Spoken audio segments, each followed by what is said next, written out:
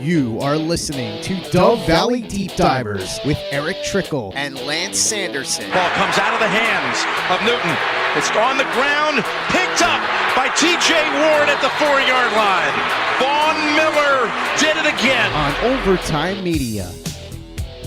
Welcome into the Dove Valley Deep Divers podcast. I'm your host, Lance Sanderson, and joining me as per usual is my good friend and colleague. He is he's a Denver Broncos insider, Mile High Huddle senior NFL draft analyst, the one and only Erick Trickel. Erick, what's going on, Big Dog? Broncos 1-0 after an absolute domination of the New York Giants in week 1. They've got the Jacksonville Jaguars coming up on Sunday in the 11 o'clock time frame. Early game, going to be hot, going to be humid. It's going to be a tough matchup for the Broncos. What's up, dude? Hey, man, I'm super excited. Everything is going good. Getting excited because, the trip next week, getting down to Denver for the meet and greet that we have coming up. Like, super excited for that. But, yeah, I mean, that was a good game. And the game was not as close as the score, actually indicates. And, man, how frustrating is it that Joe Judge decided to try and just drive the ball downfield, get that garbage time score, and that's when Ronald Darby ended up getting hurt. That was so frustrating to me. And I don't disagree with you. It's on Joe Judge to not just, sit on the football. He wants to try to go pad some stats and stuff like that. But it's also got to go back a little bit to Vic Fangio on that for keeping him out there. I mean, I understand you want it. You're down to your 53-man roster, but still, what's Ronald Darby doing on the field in that situation in the first place? I mean, you've got 4 other cornerbacks you could be playing besides, Kyle Fuller and Bryce Callahan. Why isn't Pat Surtain out there playing a little bit? It's 27-7. So Denver is well in the lead. Darby doesn't need to be playing out there. Neither does Bryce Callahan. Neither does Kyle Fuller. So it just is a little bit – you can't really blame anybody. It's football. Guys get hurt. It is what it is. Kind of like that Nick Gates injury. We were kind of talking about that in our group chat the other day. That New York Giants offensive guard was actually their center that they moved to guard last night and had a wicked, nasty broken leg. And, I mean, putting your players out there in bad positions and positions to get hurt and stuff like that is never something you want to see. And, I mean, maybe blame Joe Judge a little bit on that as well. But also at the same time, it's football, man. People are going to get hurt. It's 100% injury rate, and that's just one of those freak things. So, I don't know. It goes a little bit both ways. It's on Joe Judge for putting players in position to get hurt. It's also on Vic Fangio for keeping his guys out there to get hurt too. So. Yeah, definitely. And, I mean, injuries are part of it, as you said, but it's still frustrating. Like, yeah. I always get frustrated when the game is very obviously over with and they just go out there and just try to score. I understand the whole raw aspect of finishing out strong, but it's just putting so many players at unnecessary risk. Like so it's just so bothersome, but we probably should get to our saying hello to everyone in the chat before we jump into our topic tonight. Yeah, we actually got some stars coming in here. Butch dropping some stars on Facebook. Nothing to say, just showing some love. Zeus, Stu McPeak in the house. What's up, buddy? Dropping some stars again. Just showing some love. Nothing to say there. DeAndre Weatherspoon in here as well. On to the Jacksonville Jaguars. We are going to be talking about that, breaking that game down for you here in just a little bit. Also, we have Jay Kozad in the house. Pretty much a little slow tonight. We got 49 sets of eyes on us, nine reactions over on Facebook. Guys, make sure you guys click that like button, share it out, get in front of as many Broncos fans as you possibly can. Station identification here. You guys are watching the Dove Valley Deep Divers podcast. I'm your host, Lance Sanderson, joined by Erick Trickel. You guys can find me on Twitter by following me at SandersonMHH and for Erick at Erick Trickel. Also, shout out to Scott Kennedy at Scout Kennedy on Twitter for running the 1s and 2s today behind the glass. Thanks, Scott, for joining us today. Also, guys, while you're at it, make sure you guys are following at Mile High Huddle. That's some other account where you guys are going to find breaking news and analysis on your Denver Broncos. Anything regarding the Broncos, that's where your guys are going to find it. Facebook supporters, make sure you guys go on over to Mile High Huddle or facebook.com/Mile High Huddle. Click that blue Become a Supporter button. That's where you're going to get premium content like the Trickle Zone. You're going to get Broncos Book Club with Chad Jensen and also Kelderman's Corner. That actually, is Kelderman's Corner still going? I'm not sure if they're still doing it. I think they're changing what time it is from Sundays at noon. Yeah, I was going to say because it was Sundays at noon, but now that we're in the season, I'm not sure. I haven't seen an update on that, and that's partially on my bad. But anyways, guys, Chad doesn't have our Facebook stars, but just a quick reminder, guys, for the Facebook community, here it is. we're trying to get to 150,000 more stars. So right now we're at 44% complete on that. More subscriptions here as well as one of our other goals. But for 250,000 stars in the month of September, we are going to be raffling off a Justin Simmons jersey. Exact same thing that we did with the Von Miller jersey last month, but we reduced it down to 250,000 stars to try to keep it in the month of September. I think we're doing one of these every single month. But also, guys, the top 5 YouTube Super Chat superstars are going to be thrown into this raffle as well to get the YouTube community in it as well. Take a look at the top 10 star senders this month. So far, Mrs. Moody always doing what she does, raining down as much support as she possibly can. Michael Ronquillo as well on every single show. Zeus, Stu McPeak, raining down from Mount Olympus himself. Randy Jones, got Josh Shadow in there as well. Travis Weber, Gary Leeds Palmer, a good friend of mine, good friend of everybody's shows. Chris Hernandez, the 25-year going into 26 years in the Air Force. Thank you, Chris, for your service as always. Claude Riley, Howie frickin' Day doing his thing. And Howie was one that actually won that Von Miller jersey, so he's getting himself in for another one. He needs a 31 to match that 58. All right.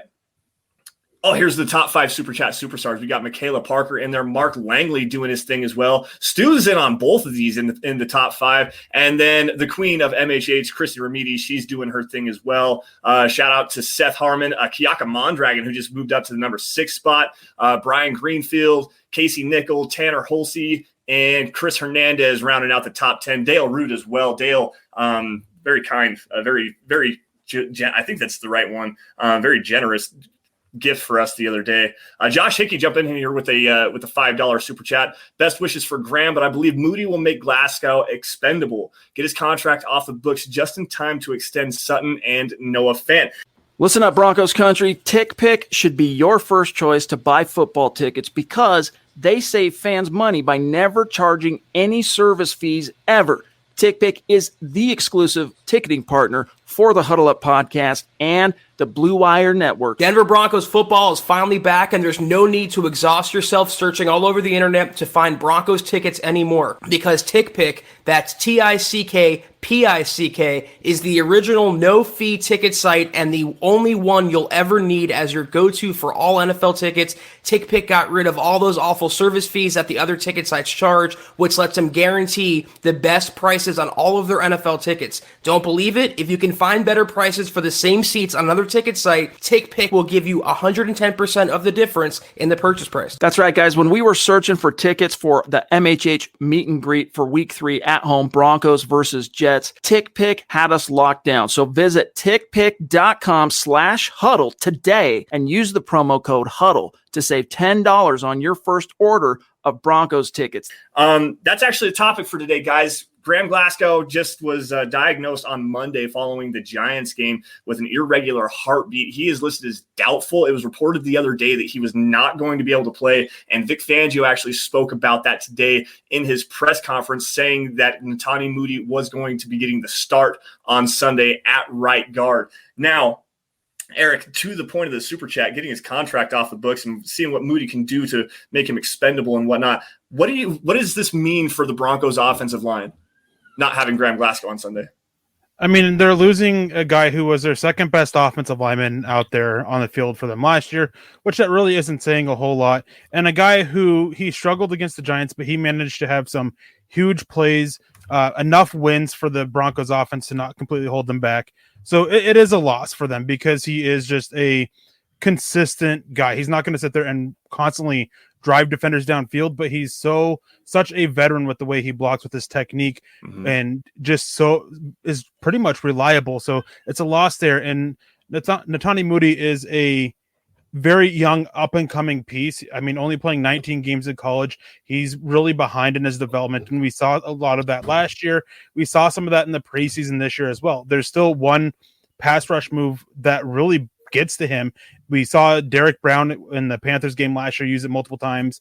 The Las Vegas Raiders, they used that, and we saw it again in the preseason be able to get by Moody during the game. So hopefully he's worked on that. But the best news is that this is probably the best game for to get Moody out there and not have Glasgow, because the Jaguars defensive line, while they do have some solid players, it is nowhere near as strong as the Jets defensive line is next week, or the Ravens, or even the Giants last week. So this is a good game to go out there and just make sure Glasgow is fully healthy.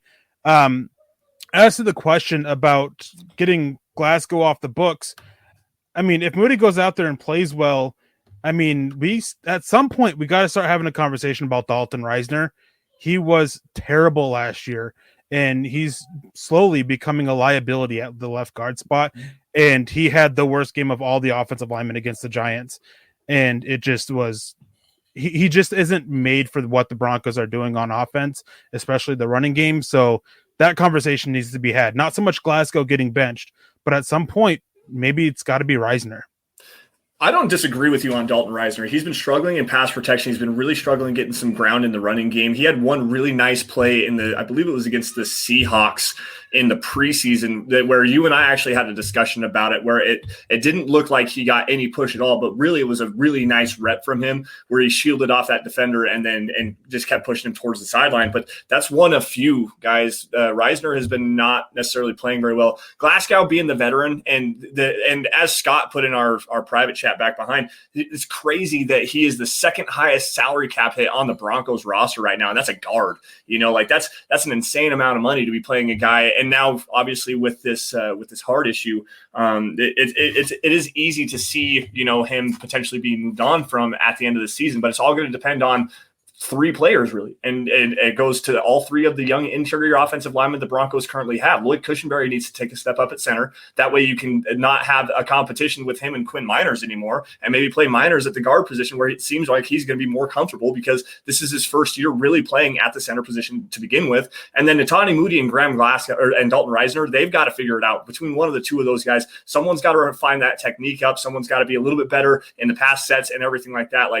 This could be a conversation that goes on for a lot longer than just this week, guys. It really could be something that goes into next month, and we could be talking about the Broncos taking a high guard prospect in the draft, or maybe even going out and finding another free agent if at all possible. I mean, yeah, there's so many obvious reasons as to why it would be nice for them to move on from Glasgow. You don't want your second highest cap hit to be a guard, and as Scott Kennedy put in the private chat, is that much money for a guy who's not an all-pro guard is a lot. And that is probably one of the biggest reasons why his job isn't secured beyond this year. But at the same point is you can't sit there and just move on from him just because of the cost necessarily without having some idea of what you're going to do to replace him. I mean, maybe Quinn Miners is able to step up and play guard. Maybe Dalton Risner is able to bounce back. Maybe Lloyd Cushenberry. This is definitely a conversation that will be had after the season. But how these four young interior offensive linemen do for the rest of the season is going to play a huge role into whether Glasgow is kept around or not. Yeah, absolutely. And like Josh very astutely points out, by the way, if you get that money off the book, now you have some more room to extend Cortland Sutton, who's going to be in need of a new contract after the season. Noah Fant as well. They still got the 5th-year option. They could extend that to him, and he can still be on this roster for another year at a cost-controlled level. Cortland Sutton's an interesting one, though, because he struggled his rookie year. Everyone wants to say how and don't get me wrong, his second year, that was amazing. What he was able to do with 3 different quarterbacks throwing the football, he had 1,200 yards and 13 touchdowns or something like that. Just ridiculous amount of production for a guy that had one of the worst quarterback situations we've seen, at least in a single season in the last decade. But he's also coming off of that torn ACL from this last season, and it seems like he's a little slow coming off that torn ACL. He's still got some time. It's only 1 week, but at the same time, he had 1 catch last week. He had 54, I think, total snaps, and 2 total targets. They're not using him as a priority. And now with Jerry Jeudy out, they need him to step up and become that true number 1 wide receiver. Can he do it? Well, 2 things is the whole money thing. It would obviously help to go and extend Fant, though I expect them to not worry about that this upcoming offseason. They needed to extend Cortland Sutton, have a few other players. But it's not like the Broncos are in a spot where they have to get that money. They're in a pretty good spot with their salary cap to not have to make this move in order to make these other moves. And then as for Cortland Sutton, I mean, it was very obvious in the game that he should be bouncing back eventually, but he is still getting comfortable with his knee after the injury that he had. That was very obvious with it. So a slow start was to be expected. We'll see. I don't think that, maybe not this week, maybe not the week after, but here in 2 or 3 more weeks, I think that we'll see him really start to emerge back at that second year caliber player that we saw out of him. Yeah, and I can't wait for it, man, because he was ascending quickly. When he's healthy, he's a top 10 wide receiver in this league. He's got the big body. He's a better route runner than he was when he was coming out of SMU. And, I mean, he's got just incredible flexibility, the body control, his ability to work the sideline, his ability to make the tough contested catch. Like, this guy's very special. And if he is healthy and he is coming back to that full top 10 level receiver, he's going to get that money. And speaking of getting that money, see what I did there? Gary Leeds Palmer, nothing to say, just showing some love here, dropping some stars over on Facebook. Steve Lazuski as well, just dropping some dropping some stars. I cannot speak today. It's been an all day thing with me. I've had one of those days where I'm just fumbling over everything I want to say.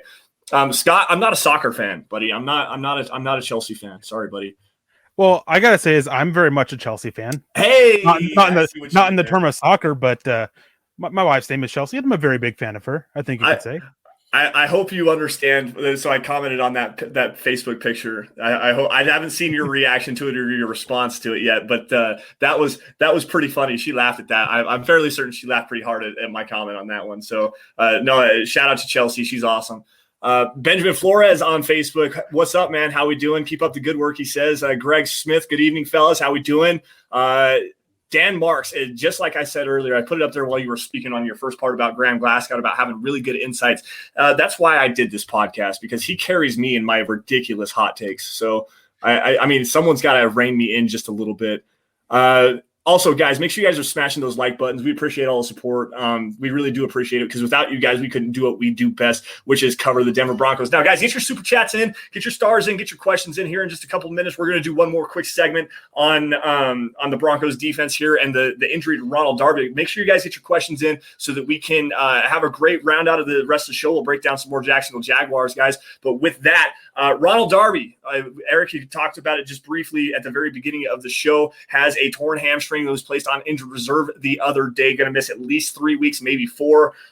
It's a very frustrating injury, for especially like you said, because it happened on the very last drive of the game when the game was well in hand. Doesn't matter who you want to blame it on. It's football. Stuff happens. But what does it mean for the Broncos? Where are we going from here? I mean, Patrick Surtain. I mean, this is why it's such a good thing that the Broncos didn't trade Bryce Callahan. I know that we talked about it multiple times after George Payton came out and said that they're getting calls. Like there's a lot of reasons why they looked that way, why they took calls, but it's a good thing they didn't. And this is why. I mean, injuries happen, especially in the Broncos secondary, not just going beyond just last year. Bryce Callahan never played a full season. Ronald Darby never played a full season until last year, if I remember correctly. Yep. So those are 2 big injury concerns right there. Then Michael Ojemudia got hurt. So it's a very injured secondary, and you can go through your corners pretty quickly. So glad they didn't get him. It's going to be a good game. I mean, he got tested last week on one pass where, as he admitted, and Vic Fangio, he wasn't playing tight enough. He didn't react quick enough. And that was a very teachable moment for him. So would expect him to be a little bit better. And the best way to help take the pressure off your corner, especially your rookie first-round pick corner, is getting pressure. And this is where Draymond Jones should absolutely kill it. A.J. Kahn is a far worse guard than Will Hernandez is for the Giants. And Draymond Jones absolutely lived in the Giants' backfield facing off against Will Hernandez. I would expect him to have a huge game again in this Jacksonville game against A.J. Kahn, who allowed 7 pressures last week, which was the 3rd most. He had the 5th lowest pass blocking efficiency and the 2nd lowest grade from Pro Football Focus. He was not good. I went back, I watched his tape, and man, this is the defensive offensive matchup for Denver to exploit. Draymond Jones, once again, he's emerging as a star, like, rather rapidly. Yeah, well, and it's not only that, and that was a really good comment by CeCe there about Ronald Darby, how it would have been foolish to see him play for the full 16, considering he's dealt with multiple hamstring issues in the past. And yeah, they are a nagging injury. It's a lot like Eric and I were talking about this about Jerry Jeudy in our group chat the other day, sprained ankles. Sprained ankles are a nagging injury. They take a long time to heal. There's not a lot of blood flow there. You're walking around on it. I mean, it deals with your ankle flexibility. And for a guy like Jerry Jeudy, this could see him out, I would say 7 to 10 weeks. I know the optimist timeline is 6 to 8, but I'm saying probably 7 to 10 weeks, depending on how the pain management stuff goes. But back to that hamstring injury, it's the same exact way. You can feel really good, and the next thing you know, you're doing a wind sprint, and it grabs up on you, and now you're down another 3 weeks, and it's just so hard to rehab that kind of a soft tissue injury, especially when with a guy that has elite speed. I mean, long level speed threats, guys that like KJ Hamler, who had that hamstring injury last season. You see it a lot with wide receivers and with cornerbacks, and even some running backs as well have bad hamstring issues, especially the long speed guys, because your body's just not meant to do stuff like that. You're really not supposed to run at full speed as fast as you can for 60 minutes in a football game. You know what I mean? Like it's a ridiculous amount of stress on that kind of on that lower leg tissue. So with Darby, I agree with you. Obviously, it's Pastor Tam time. I'm really very intrigued to see how he's going to look, because I know we've got Trevor Lawrence. It's a rookie quarterback, and don't get me wrong, guys, I don't think this is necessarily going to be a problem, but the Jaguars do have a solid trio of pass catchers on the outside. They've got Laviska Shenault, the second-year player out of the University of Colorado. They have DJ Chark, a fifth-year wide receiver out of LSU, and then Marvin Jones, the wily veteran, played a long time in Detroit there for a while. He was also a Cincinnati Bengal, and that guy just will randomly have a game where it's like, 10 or 12 catches for 150 yards and 2 touchdowns. So it's not necessarily going to be a very easy test, because they have the weapons that can actually get open and make some plays. But going against a rookie quarterback with this pass rush, Pat Surtain could actually get his hands on some footballs here. Well, I was going to say, we had a comment in the chat from Jay Koza that says, perfect couple of games for Surtain playing rookie quarterbacks. And this is exactly true, especially with them being the first and second overall quarterback, with how many Bronco fans like you and I called for Denver to go after one of these quarterbacks. How great would it be for him to have huge games in both of these and really show that, hey, yeah, I was the right pick, and this is why. I mean, granted, they didn't have a shot at Zach Wilson or Trevor Lawrence, but you get what I'm saying there anyways. Mm-hmm. But, these receivers for the Jaguars is one of the things that always concerns me in games that should be easy on paper, especially when they're young and mostly inexperienced like the Jaguars are, is that you're never quite sure what you're going to get. And this Jaguars team, they can definitely come out and they can surprise everyone and win this game. And if they do, it'll be off the backs of their weapons on offense and Trevor Lawrence, because that offensive line, I know I focus on AJ Khan, but it's a pretty bad unit overall. Their center and left guard's not bad, but they're both tackles. They were one of the worst, the worst duo, I believe, in the NFL in week 1. So yeah, that's a big issue there. But Laviska Shenault, now he's probably the receiver that Denver should be the most cautious of. And I have an article and a video coming out that will expand more on this, but his play style goes to exactly what the Broncos try to force offenses to do: throw short and force them to make a play after the catch instead of attacking deep. That's Laviska Shenault. All but 12 catches of his last year were 9 yards or under, and he just made people miss and made something happen. Mm-hmm. So this is the guy this is probably where Ronald Darby will actually be missed the most, is helping contain the impact of Laviska Shenault after the catch. Well, and one thing about Laviska Shenault, and if you're a CU Buffs fan, you know exactly what we're talking about. He's a shorter guy, stocky, runs really fast, got big meaty thighs. This dude is a running back playing the wide receiver position. He really is. He's a bowling ball, man. He bounces off of contact very well, and he gets loose really easily. And if you get the ball to him and get him into some space early in the down, he can really make you pay. The one nice thing, though, and you're absolutely right, they're going to miss Ronald Darby there because he is a really good tackler, but they filled in another really good tackler in Pat Surtain. Pat Surtain is one of the best tackling cornerback prospects I've seen in the last decade. This dude is spectacular. He's tough. He's physical. He drives on the ball very, very well. the issues that I had with him were never anything as far as his physicality and his tackling ability. It was just the playing off the ball. He was a much better press coverage cornerback. And where they're going to use Laviska Shenault, if Pat Surtain is going to be on him in the slot primarily, the Jaguars have actually started doing a lot more RPO stuff where they're getting Trevor Lawrence moving the ball around a little bit, and they're incorporating bubble screens off of it. And to me, that's a big thing because they're using Laviska Shenault in that way, getting the ball in his hands about 2 yards behind the line of scrimmage, essentially on a handoff, and letting him just go to work. So that's going to be very fun to me to see Pat Surtain, who is a great tackler, and Laviska Shenault, a guy that really breaks a lot of tackles and does it very well. I want to see how that matchup plays out. Seth Harmon jumping in here with a $10 super chat. What running back on the Broncos has the better game, Eric? Javonte Williams. Yeah. I think this is the perfect mixture of bad interior defensive line, a change on the offensive line. I think that Moody will be more beneficial to the run game than Graham Glasgow is. Well, Graham Glasgow is much better in pass protection. Mm-hmm. I think that they'll look at bullying the interior and really trying to help Javonte Williams just kind of pound the ball up the middle a little bit and go get some big runs from him and help open up and soften the defense for Melvin Gordon. Yeah, I agree with you on that one. And talk about flipping the script from last week where the Giants had a really good interior defensive line with Leonard Williams, Dexter Lawrence, and I can't remember the third guy that they were playing that actually had a pretty decent game in there. But and the Broncos really struggled to get the ground game going offensively. This week they have, and the edges for the Giants were not great either. Lorenzo Carter's a decent player, and I mean Azeez Ojulari was okay, just not great. But as a rookie is making his first start, you can't really blame the guy. But this week the Jaguars have two really good edge rushers in Josh Allen and Kayvon Chason, but their interior defensive line is not very good at all. So the Broncos should be able to open up some of that inside zone running game that Pat Shurmur really likes to use. And to me, that's going to open up a lot of holes for both running backs. To me, Javonte Williams, he had 14 carries last week, and they kind of went towards him to him after the 70-yard touchdown run and only gave Melvin Gordon 11 carries. But still, I mean, both of these guys should be able to flip a coin on it. I'll go Javonte Williams just because I think they're going to try to save Melvin Gordon just a little bit. Because if this team rattles off 3, 4, 5 wins to start off the season in their first 7 games, they could be well on their way to the playoffs. And keeping Melvin Gordon, who's a damn good running back, top 10 running back probably in this league, if they can keep him healthy and keep him fresh, they might be able to make the playoffs, and he could be a very big part of that. The only issue with that is that Melvin Gordon is a better running back the more touches he gets.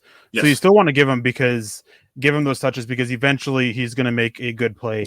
Yep. So they got to keep this balance, and they were very well balanced with the running back usage last week, and caught me a little bit off guard. I was very adamant and spoke multiple times about how I think it'd be more like 65, 35, 60, 40 in terms of overall percentage, which still can happen by the season's end. But right now it's very much 50-50, and that's a good way to go about it. And but Melvin Gordon, I think that Javonte Williams will be better in the running game, but I think that Melvin Gordon will make his impact felt when it comes to catching the ball out of the backfield. Yeah, no, you're absolutely right. The Broken Pirates jumping in here on Twitch. Got to shout out our Twitch supporters. Thank you all. If you guys are on Twitch, go subscribe to Mile High Huddle. Get our Twitch numbers up so we can, maybe get a bigger following on the Twitch channels and stuff like that. Broken Pirates going to be at the game on Sunday. First ever Broncos game. Can't wait to watch our boys win. Yeah, absolutely, man. It's going to be a lot of fun. Eric and I are going to be at the Jets game. We're going to be doing the Mile High Huddle meet and greet in the South parking lot, I believe is where it's at. Do a little bit of tailgating, and we got a great gift. We're going to be able to go to the game as well this year. So that didn't exactly pan out the same. We weren't sure we were going to be able to go to the game, but we actually got some tickets rounded up. So we'll be really appreciative for that, by the way. You know who you are. Really excited to be able to go see another Broncos game. Let's see here. It'll be my first. It's going to be your first Broncos game. And my second time ever at the stadium too. Wow, there you go. I've been to a handful of Broncos games. I was actually just going to grab this from Black Knight. Jeremy over there. Do you think a team that needs a quarterback calls the Broncos and try to pry Locke away from them? I'm going to take this first. Maybe, but the Broncos are going to hang up the phone. I think that if teams haven't called already, they will, and I just don't think that Denver will be interested in it. The one nice thing, and we everyone knows how critical Eric and I have been of Drew Lock. He did show a lot of improvement in the preseason. I will give him that, but he's got to be a top 5 backup in the NFL right now. Like, quite honestly, as a backup quarterback, you're going to go to your backup quarterback eventually. It's like 70% of the time, 70% of every NFL season that sees at least one backup quarterback go into the to start a game. So you're going to see Drew Lock eventually. Like, I guarantee you, whether by hook or by crook or by injury, Drew Lock is going to see the field eventually this season. And if you're going to have a backup quarterback, why not have at least the best one you can? And Drew Lock is a high-quality backup who has starter potential. It might take him a little bit longer to get there, but he does have that potential and that ability. So if it's me, anyone calls for Drew Lock, they're going to have to blow me away on something. I'm not getting rid of him for a 5th, 6th, or 7th round pick, I tell you that. Like, you're going to have to give me some assets for that, because even though he may not be around next season, the Broncos might go in a different direction. There is still something to work with there. I mean, only 13 quarterbacks last year started all 16 games. And Teddy Bridgewater, he's only had one full season in his career. He missed the game last year after he suffered a knee injury and then played on the knee injury, which he said that he shouldn't have. So, I mean, you have a guy who's, for lack of a better way to put it, is an injury-prone quarterback. You want to keep your backup in play. So, despite teams calling, I just don't think that Denver will really listen unless like a team gets really, desperate and like, hey, we're going to be stupid and give you a 1st round pick for him. Outside of the extreme circumstance, I don't see Denver trading him. Yeah, it would be crazy, extenuating circumstances. I'm looking through the comment section. Mark Lindemood's going to be at the game again. You guys should link up. Broken Pirates, Mark Lindemood, link up and get a picture with each other. Figure out what you got to do to link up, and we'll help orchestrate that if we need to. Any more questions we got here? Adam Trujillo jumping in here saying trade Chubb. For what? I don't understand why you would want to do that, other than the fact that he has had multiple knee injuries and maybe not lived up to the 5th round or the 5th overall pick hype. But what's the end game on this one? I don't understand. Come back to us on that. Starting Malik Reed, who just got shut down by Andrew Thomas. Like, Malik Reed is fine as what he is, but he's a guy who honestly shouldn't be a starter in the NFL. He's best as that number 3 guy coming in to help give him a break and not have a tremendous drop off from your starters. But it can be such a liability against the run that you just don't want him out there outside of obvious pass rushing situations, basically. Mm-hmm. So I don't agree with trading Chubb, and I've been very critical of Chubb, especially last year. But I mean, he did well coming back from injury. It took a little bit while for him to get going, but trading him at this point, like with all the questions that Denver has too. Von Miller's a free agent after this year. Malik Reed's a free agent after this year. Jonathan Cooper, he's a rookie. Like, don't want to count on him taking over a starting spot next year. So many questions about it that it's just not the best idea at this moment to trade Chubb. Yeah, no, I agree with you on that one. I just don't understand on that one. This is a good question. Our pal jumping in on YouTube. Any updates on Mike Boone? I have not heard anything personally, so I'm going to flip this one on over to the guy on my left. Eric, what's up? Probably won't hear much about it for until after the Jets game, before the Ravens game. He's on injured reserve. He's got to miss 3 games at least. So it'll be a while before. Okay, I didn't realize. Oh yeah, that's right. They did put him on injured reserve to open the season. I forgot about that because I know that they had him. They had him down for a little while before the season. He made the roster, which you have to do to go on short-term injured reserve. Yep. And then they put him on it along with Michael Ojemudia. Yeah, no, I forgot about that. You're absolutely correct. Let's see here. Any more good ones? No, I'm not seeing anything here. Okay, let's do some more Jaguars content here. Same kind of thing we did last week, Eric, for the Giants game. 3 biggest keys to victory. Eric, what do you think? I mean, confuse Trevor Lawrence, force him to make mistakes, force turnovers. Like, that's the biggest thing. And it's probably a really cool stat is Vic Fangio is 18-9 against rookie quarterbacks, which I'm sure most head coaches do a good job against rookie quarterbacks. I mean, just got to go out there, got to confuse them. I remember when wasn't his rookie year, I believe it was his second year when he was actually a starter. He actually had a couple good showings against Patrick Mahomes. His defense did. So definitely that's one of the biggest things. Go out there, confuse the opposing quarterback, get pressure on him, force mistakes, help your offense out by letting them kind of control the clock, and help your defense out by getting them off the field and letting them get some rest. No, absolutely. That's a good one there. Holy cow. Seth Harmon jumping in here off the top rope, $50 super chat. hit that like button. Thank you, Seth. We really do appreciate that, man. That's amazing stuff. Thank you very, very much. We've got stars up there as well. Stu McPeak sitting up top right now. Butch, Gary Leeds Palmer, Steve Lazewski. Thank you guys for showing some love on Facebook in the stars. We got Dale Hendricks jumping in here as well with a $5 super chat. See you guys on the 26th. I have nosebleed seats, but VIP parking. LOL. Let's go Broncos. Dale, can't wait to see you there, man. Come on over and join the meet and greet, and we'll shake hands, take pictures, and do the whole the whole lovey-dovey thingy or whatever you want. I'm not exactly sure what to call that, but can't wait to meet you, man. Really can't wait to meet you. Thank you for the super chat there as well. Going back to the keys to the win here, obviously, like you said, getting after Trevor Lawrence, the pass pressure is going to be huge.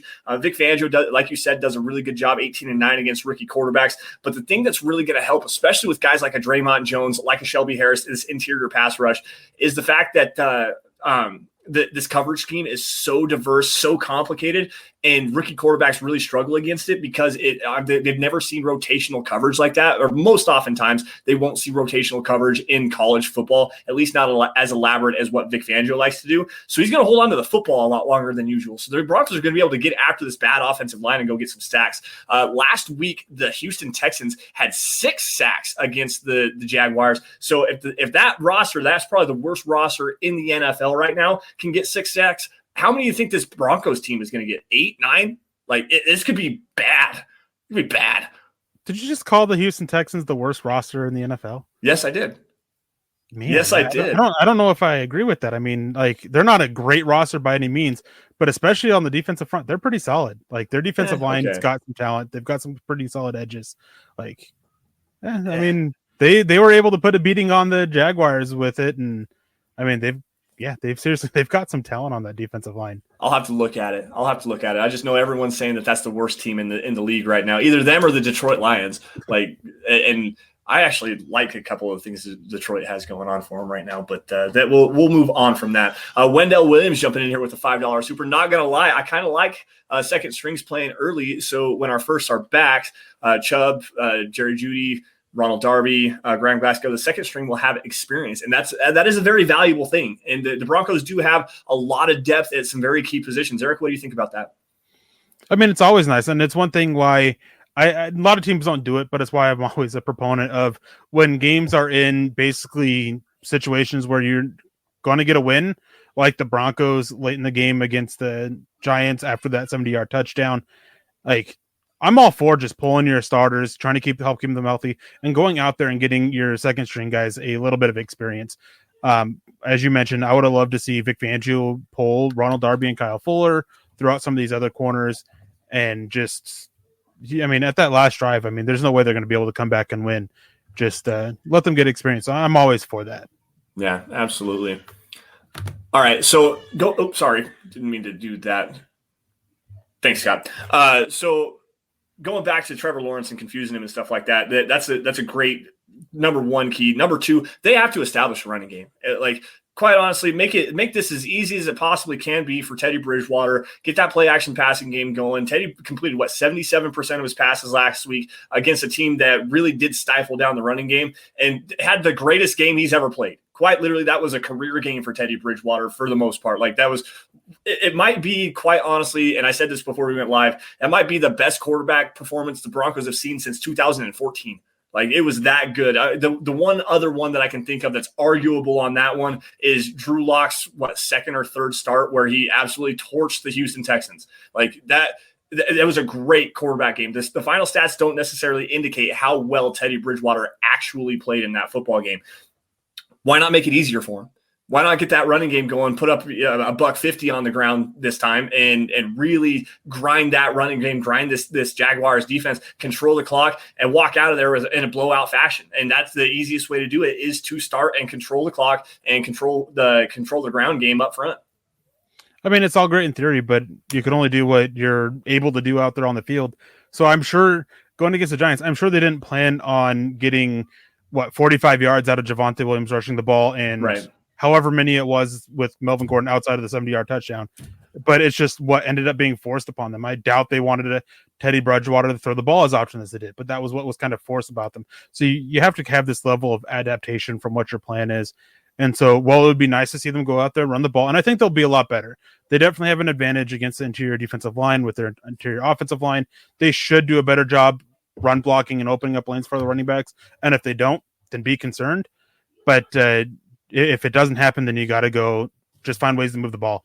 Right, yeah, and that's what the Broncos really did last week. I mean, they probably, like you said, they probably didn't envision having Melvin Gordon go, I think it was 10 carries for 31 yards before he ripped off a 70-yard touchdown run. So that's a big, that hurts. It really does. Javonte Williams probably had the better performance all in all. And you can't really say, well, if you take away that 70-yard touchdown run, it happened, guys. You have to incorporate that. But that is kind of a key piece of context that you can use, is that Melvin Gordon didn't necessarily run very well. He was at 3.1 yards per carry. He had 101 total yards, by the way.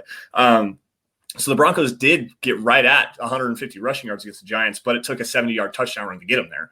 So it's 6 to 1, half a dozen the other. How are you going to really use that data? To me, I think that this gave, the Broncos should be upwards of 5 to 6 yards per carry against this defensive front that, quite honestly, doesn't have the horses that the Giants do. Adam jumping in here again. Giants, Jags, and Jets will be 0-3 in week 3. We better be 3-0. You're absolutely correct on that one. Absolutely correct. So Scott jumping. Go ahead, Eric. Sorry. One thing with that is that, it's all on paper. And as I said earlier, is with games like this, it's easy trap games for the Broncos. It's games that we've seen them lose over the years. So they should go out there and they win this game. And if they don't, then something went horribly wrong. Yeah, absolutely. All right. So third key to victory, Eric, go ahead. Take it away. Dominating the trenches. Kind of goes into a little bit with the first one for me of confusing Lawrence and getting pressure on him. But for both sides of the ball, dominate the trenches. Show how bad this Jaguars offensive line is outside of center and their left guard. Control the trenches, control the flow, and then have your offensive line out there and go and be the bullies against that defensive line.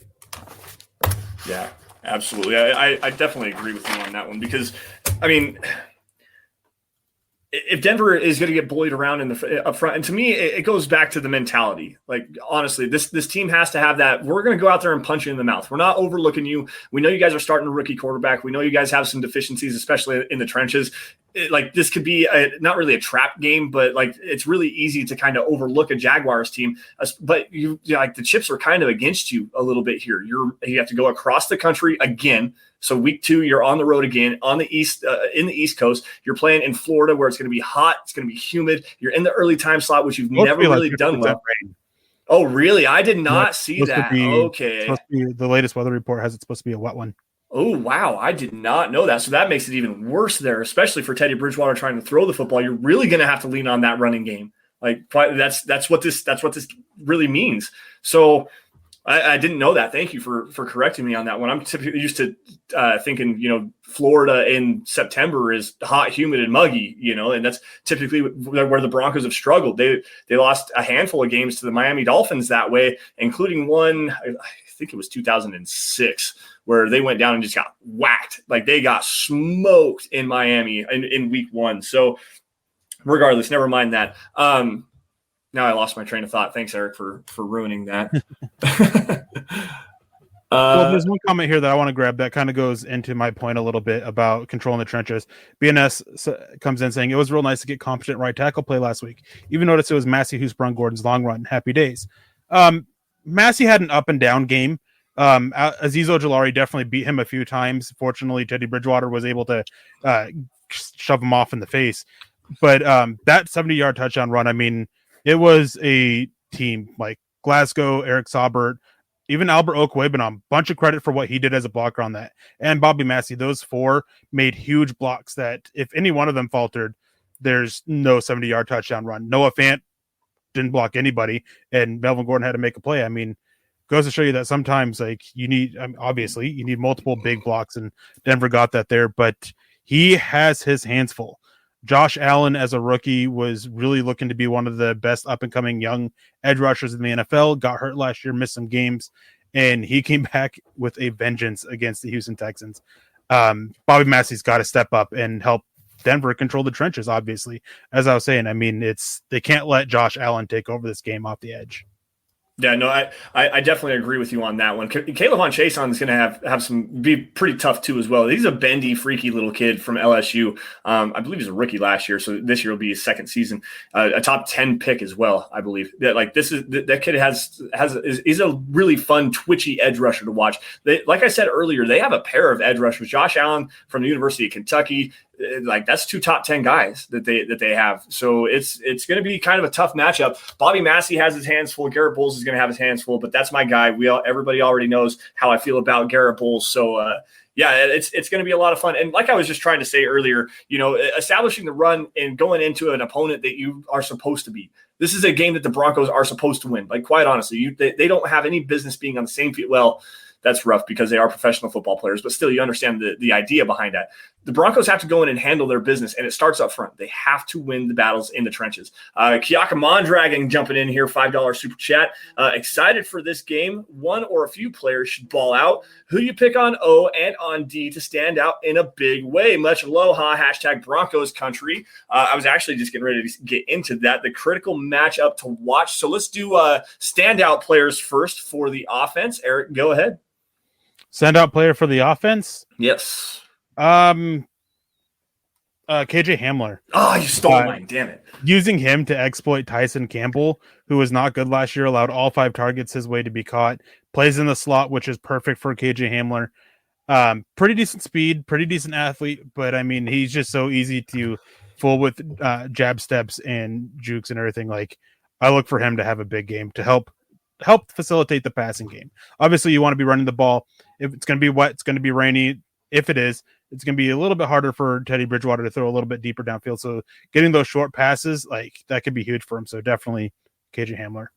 You stole mine, damn it. And I was actually going to go to a different aspect and not going after Tyson Campbell because I liked him a lot, but you're absolutely right. Struggled last week. My guy, though, the safety, I think third-year safety out of Wyoming, Andrew Dewey Wingard, is not the best athlete. He's more of a box safety, does pretty well. He's feisty in coverage, but, man, he struggles with speed. And if you're going to have an opportunity to get KJ Hamler lined up against Dewey Wingard, you could throw the ball over the top on that one, and maybe they'll make up for that 50-yard miss they had. I'm going to go – you know what? I'm going to go with Noah Fant. Like the loss of Jerry Jeudy here is big. Work in the middle of the field, and they made a focus of trying to get Noah Fant involved in the passing game. To me, that's the next guy up in that passing offense. I know that Cortland Sutton's there. I know Tim Patrick's there. Tim Patrick could have a huge game as well, by the way. But to me, it's got to be Noah Fant. He has to be that top 20 tight end that you have. First round pick. He's got to show up this year, and he looks really good. He's kind of dealing with, I think it's a hip injury or a knee injury. A knee injury is what it is. But still, he's got a matchup against Miles Jack. Andrew Wingard, like I just said, is not necessarily the greatest in coverage as well. Damian Wilson, I'm not scared necessarily there. The Broncos should be able to work the middle of the field with Teddy Bridgewater, and Noah Fant should be a guy that eats on this one. Let's flip it over to the defensive side of the football, and I'm going to go away from the guy that I know that you already talked about. I am going to go with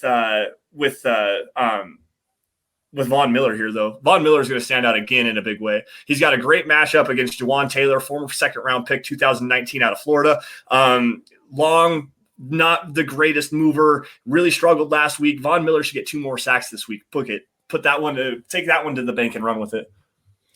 I mean, Draymond Jones and Von Miller rushing off the same side, just unfair. And I can't wait to see Vic Fangio and these two once they start running stunts.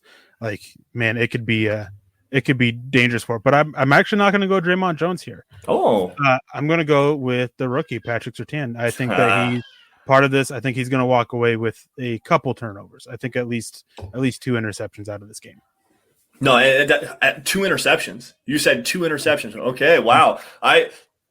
I was mildly surprised, let's just put it this way, at the way that Surtain played last week. He obviously had that big touchdown that he gave up, but for the most part, he actually looked pretty decent in coverage. I was really surprised that they only played him 16 snaps, though. And after that long touchdown to Sterling Shepard, he was benched for the rest of the game, did not see the field at all. Literally 0 snaps after that long touchdown.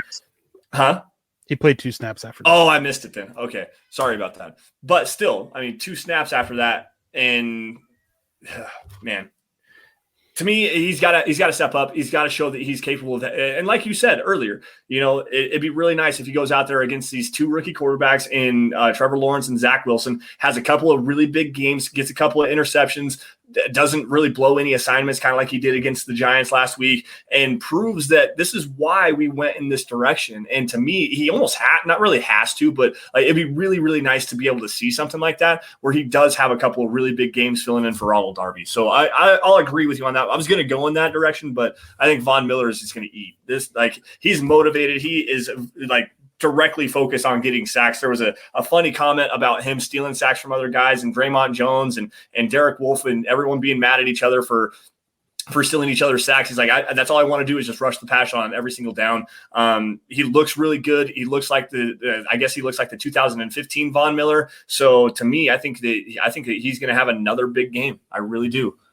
And I think that one of the big reasons why I went Surtain too is that he doesn't make the same mistakes multiple times.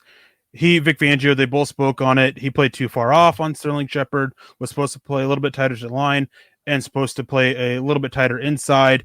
And then he didn't react the quickest when Sterling Shepard made a cut inside. That's something that he's going to learn from. He doesn't make the same mistake multiple times. And I think that there's going to be a kind of a slight pushing on the Jaguar side of the ball to go and target the rookie corner, which I think is going to open up the opportunities for the interceptions. Yeah. Let's see. Who is this? This is CC jumping in here. I think Surtain matches up well against Chark and Jones. One thing I'm worried about, though, is Kyle Fuller getting beat deep, especially by Jones, who makes some what the F plays once in a while. And like I said earlier, Marvin Jones has he has that deep threat ability to take the top off and has those games where it's like 10 catches, 150 yards and 2 touchdowns. And I'm not necessarily saying that it's going to happen against the Broncos, but it's definitely something to keep your eye on. And Kyle Fuller struggled. He really did against the Giants. Gave up a couple of long receptions, had a couple of pass breakups towards the end of the game that really kind of redeemed him there, especially one I believe it was in the end zone. If not, I know it was it a 4th down play? I can't remember exactly the situation. But anyways, like Kyle Fuller really has to improve because week 1 was not good for him. I mean, it wasn't terrible by any means. He had some bounce back plays, but I want to make a point here that Scott actually put in the private chat about the Jaguars and Malik Collins of the Houston Texans. Mm-hmm. Who's not a terrible defensive lineman by any means, but he is nowhere near the level of Draymond Jones is. And that who AJ Khan's struggled so much against. Definitely Draymond Jones, he should feast on this. I was going to do an article and a video on it, but time just unfortunately isn't in my favor on it. But Draymond Jones, he was my MVP for week 1. I wouldn't be surprised if he's up there for the MVP again after this one. He should go out there and just dominate the Jaguars. Yeah, no, absolutely. So Brandon Linder is the Broncos or the Broncos, the Jaguars starting center, and then what is his name? I have it pulled up here. Andrew Norwell. That's it. Andrew Norwell is the left guard, but their right guard is let's just say #not good. AJ Cann is just no. Let's run through the comments here really fast. CC doesn't necessarily like Josh Allen as a run defender. I could see that. The dude's so he's improved. He had a good game there against the Houston Texans. And last year before he got hurt, he was showing improvements there as well. Now, our pal is jumping in here saying Tim Patrick's going to ball out. I heard a pretty interesting discussion on the radio earlier today about how Tim Patrick might turn into the wide receiver 1 for this Broncos offense with Jerry Jeudy not being in the fold, just because you don't know what you're going to get with Cortland Sutton right now. He just doesn't appear to be 100%. Tim Patrick was incredibly reliable last season, 0 drops on 79 total targets at 51 catches, 760 some odd yards or something, and 6 touchdowns. So we've already seen it. Tim Patrick being the most reliable receiver for the Broncos. So I could definitely see him balling out. Andrew Baker jumping in here on Facebook, 235, 2 fumbles, 3 interceptions, 5 sacks. Is that defensive statistics for the Broncos? I'm guessing 235 total yards, 2 fumbles, 3 interceptions, and 5 sacks. That would be quite the defensive performance and another great way to follow up that week 1 performance against the New York Giants. James jumping in the chat. It's been a minute since you've been around. What's going on, James, our buddy that's in our group chat? We got to get James off it. He was spouting some hate against Daniel Fa'alele, the Minnesota right tackle. I saw that. No, I was actually gonna. I'll talk to you about that later, James. Man, you and I, we got to have a discussion. I was gonna say that. I saw the Daniel Fa'alele talk, and the dude's what 6'8", 380 or something like that, and he's at a really well 380. Yeah, he really focused on trimming down his weight and cutting back on the fat a little bit, and this dude moves, he's looking good. Yeah, he moves really, really well. He's got incredibly smooth feet in his pass sets. Like, this kid's a monster. I love me some Daniel Fa'alele.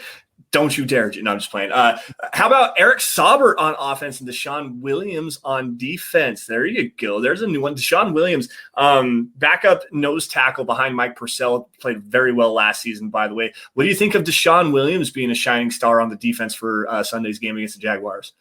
I'm a big fan of what Deshawn Williams brings, but I mean, what comes to mind is him just absolutely getting pulverized by Nick Gates in week 1. I mean, he just threw him to the ground. I don't remember how much he played. It wasn't much. He was all right overall, but I just don't think he'll play enough to really have a huge impact. And Erick Saubert, it's kind of the same situation. Like, I think he'll get his, but I think that Noah Fant and Albert Okwuegbunam are definitely the top 2 guys at the tight end position to take away targets for him. Yeah. Let's see here. BNS jumping in here. Does Bradley Chubb even have a prayer to play? I'll take this one. Vic Fangio said that he was questionable. He improved over practice as far as his participation. Did some team drills today. He does have a prayer to play. I don't know how much. Eric, have you heard anything? They'll test it out again, the walkthrough tomorrow, and then pregame and see where it's at. Okay. Oh, yes. All righty. Let's see if I can find another one here. Let's see here. What are the odds of getting 2 interceptions in your second game? Mark Lindemood jumping in here. Good night, guys. Great cast. Got to work in the morning. We will see you in the future. And Mark, thank you for joining us, man. Thank you for dropping some stars as well.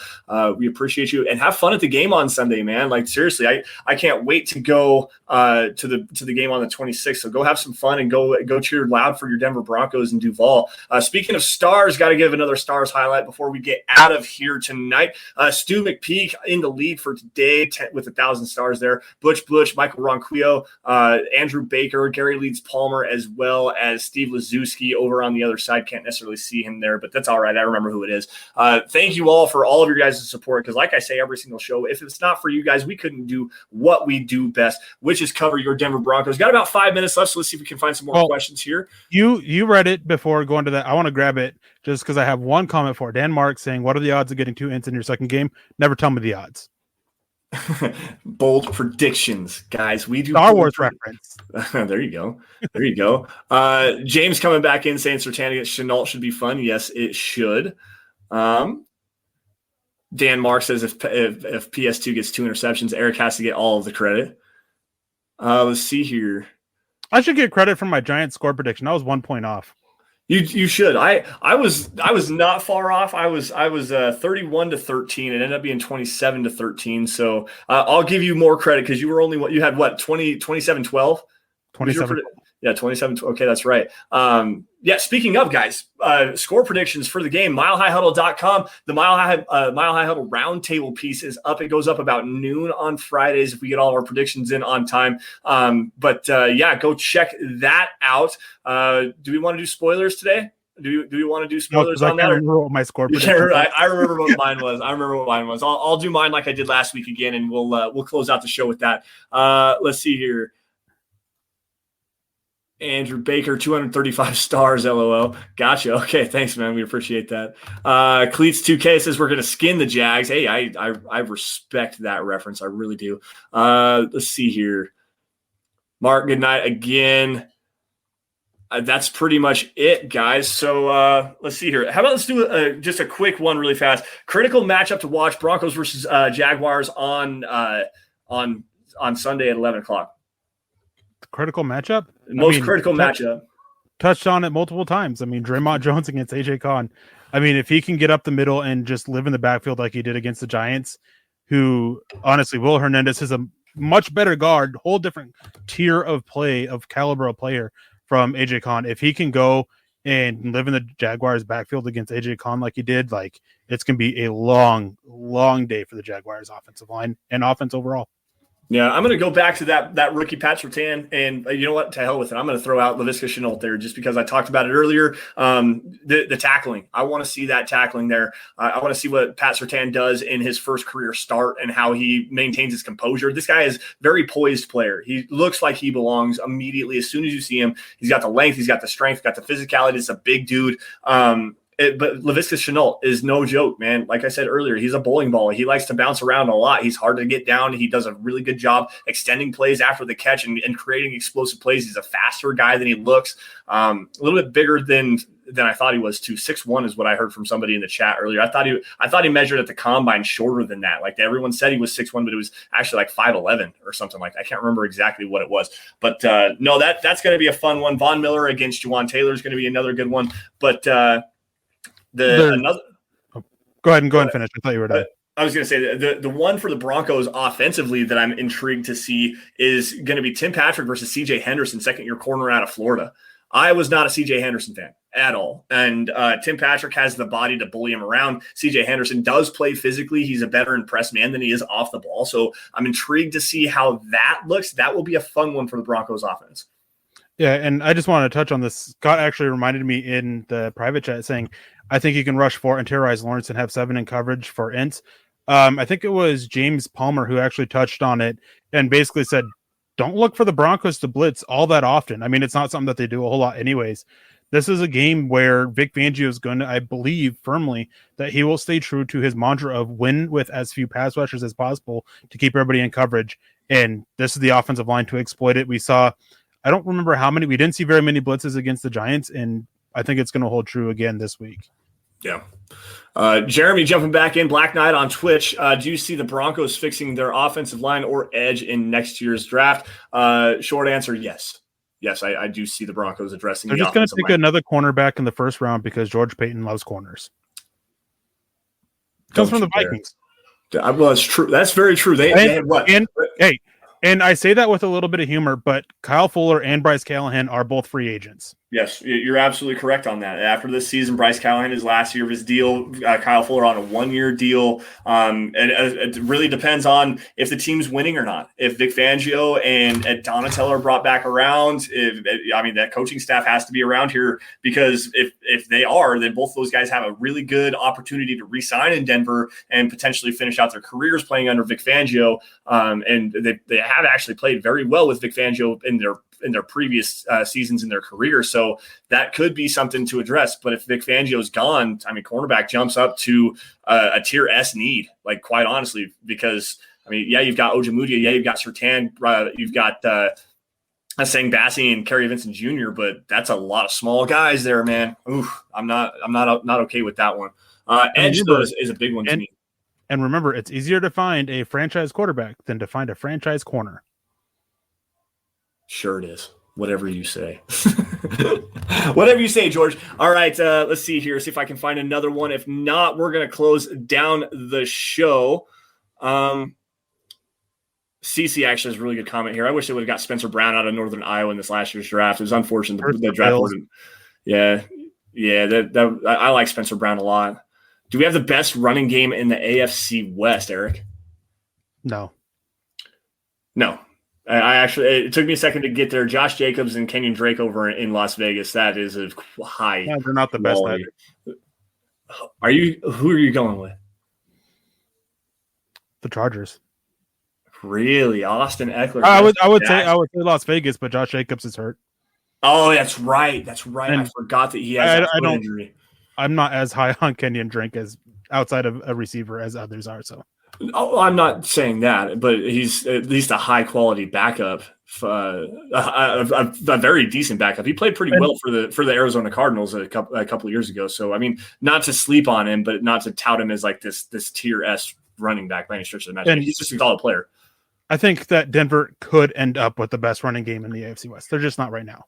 Just to add some context to that. Yeah, that's a fair point. And that is where the chat ends, guys. So that is where we are going to end. Thank you all for joining us on the Dove Valley Deep Divers podcast. You guys can follow me on Twitter by finding me at Sanderson MHH, and for Erick at Erick Trickel. Also, shout out to Scott Kennedy at Scout Kennedy on the Twit machine. Thank you for running the 1s and 2s and helping us out tonight with all of your fun factoids, by the way. That was a breath of fresh air. I'm really glad that you joined us for today. Also, guys, while you're at it, make sure you guys are following at DVDD_pod. That's a podcast account where you're going to find out what we are talking about every single week. Also, again, guys, at Mile High Huddle. That is where you're going to find instant news and analysis on your Denver Broncos. Got film breakdowns, opinion articles, anything Broncos related. That's where you're going to find it at Mile High Huddle. Guys, if you're on Facebook, make sure you guys go to facebook.com/Mile High Huddle. Click that blue Become a Supporter button, because that's where you're going to get the Trickle Zone, which airs every Saturday, noon Mountain Time. Erick, what's on the Trickle Zone this weekend? We'll be talking more a little bit about the Jaguars. And quick announcement, I mean, for obvious reasons, this will be the last week until 2 weeks from tomorrow. Obviously, next Saturday, I won't be able to do it. I'll be sitting in an airport. Yeah, cannot wait for that, guys. Matters of business. This has to go in there as well. Week 3 against the New York Jets, Broncos home opener. Mile High Huddle is doing a meet and greet with the entire fan base. Make sure you guys come check us out in the South parking lot, the tailgate area, to come and have a great time. Go check out the game. We're going to meet everybody. There it is, September 26th, the big old MHH tent in the West parking lot. A tailgate area. Sorry about that. I thought it was the South one. At Empower Field at Mile High. So September 26th. Make sure you guys get there early. The game kicks off, I believe, at 2:05. We're not in the late window of the afternoon set. But yeah, come check us out there. Thanks, Scott, for that. Let's see here. Where was I at? Oh, guys, if you're financially able to do so and you really like the gear that we rock, make sure you guys head on over to huddleuppod.com. That's the merch tent, guys. You're going to get a Dove Valley Deep Divers hat. There's a t-shirt. There's a hat for every show. There's anything to suit your fancy, guys. A face mask, coffee cup. There's a hoodie there, onesie for your baby if that suits your fancy. huddleuppod.com. That's where you guys are going to be able to get any of that kind of stuff. If not, if you guys don't want to do super chat, don't want to buy merch or anything, you just really like the show, the 3 easiest things and the 3 things that everybody should be doing at this point. I mean, we've been doing this for almost 2 years now. Like, Erick and I started live streams in January of 2020. So we've been doing this for a while. Subscribe wherever you guys are watching this, specifically on YouTube. That really helps drive the numbers for us. But subscribe wherever you guys are watching this to Mile High Huddle. YouTube, Facebook, Twitter, Twitch, does not matter. Subscribe. Like every video you guys see. That helps out a lot. Crazy good way. And if you love it, share it. That's the most organic way you can help grow the show, grow it, get as many Broncos fans on this as possible, because without your guys' support, we could not do what we do best, which is cover your Denver Broncos. Now, before we get out of here, Erick, any last words, and then I'll do my score prediction. Nothing. Just hope everybody has a good weekend. Go Broncos. Hopefully, this time next week, we're talking about how the Broncos are 2-0, and hopefully we'll end up 3-0 in the Jets game that I'll actually get to see live in person for the first time, which I'm super excited for. Dude, I can't wait to sit next to you at this game, because I want to see how you watch football. I mean, I know you watch the most football of any person I've ever met in my entire life, but to see your breakdown of what's happening live in front of you on what is quite literally an all-22 look, essentially, from where we're going to be sitting, like, this is going to be great. I cannot wait to see how you break this down for me. But no, guys, score prediction, Broncos versus Jaguars. I have it as a blowout. This, to me, is a game where the Broncos are going to really start and lean on that running game. They're going to make things incredibly confusing for Trevor Lawrence. Like I said, let's call it 7 sacks. I'll call it 7 sacks. I think that this Broncos team is really going to get after him. It's not close. This is a game the Broncos will and should dominate from the start to the finish, much like they did against the Giants, except they're going to get it started early. I do think that this is the first time that the Broncos are going to score an opening drive touchdown, I think in like 19 games or something like that. It's been a long time since the Broncos have scored an opening drive touchdown. So I think the Broncos are going to get it done this week. 24-10, Denver blowout on the road. That's where we're at here.